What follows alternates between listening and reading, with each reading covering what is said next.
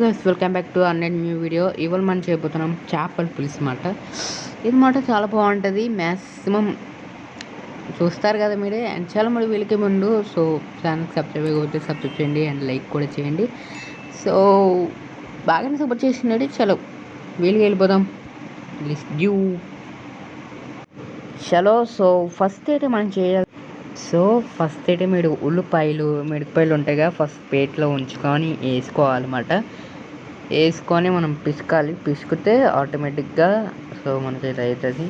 పిసికేసి ఏమంటారు ఆ కారము, ఇంకా ఉప్పు, నెయ్యి,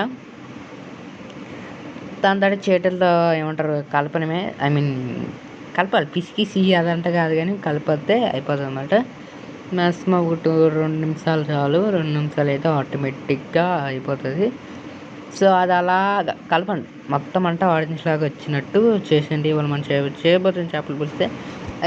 సో మీరు చేపలు వేసిన తర్వాత మనం నీళ్ళలాగా ఉంటాయి కదా, సో అలా వేయాలి. సో వేసిన తర్వాత మనం ఏమిటో ఇటు అటు కలుపుతాం కదా, అలా కలిపితే మనకి సో కలుగుతుంది. తర్వాత మళ్ళీ కారం వేయండి. సో మనకి కావాల్సింది కారం. చేపలకి టేస్ట్ కావాలంటే మిశ్రమం ఉంటుంది. మళ్ళీ ఆ వంట పైకి వచ్చిన తర్వాత మీరు కుక్కర్లో పెట్టి పొయ్యిలో పెట్టినవే ఇంకా కలిపి సో ఇటు అటు కలిపిన తర్వాత పొయ్యిలో పెట్టేసి మీరు మీడియం ఫ్లేమ్లో పెట్టేసి ఫైనలీగా ఇలా అయితే అవుతుంది అన్నమాట. సో మీకు ఒకవేళ నచ్చితే లైక్ చేయండి, ఓకేనా.